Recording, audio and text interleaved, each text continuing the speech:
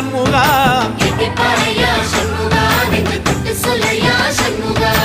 ஆதிசைவம் மேல சத்தியமா அந்த ஆனமுக மேல சத்தியமா ஆறுமுக மேல சத்தியமா அந்த ஞான பழம் மேல சத்தியமா மொத்த மனசுல மொத்த நரப்புல குடியிருக்கிற சண்முகா அறுபடையோ சண்முகா நெஞ்சுக்குள்ளதா சண்முகா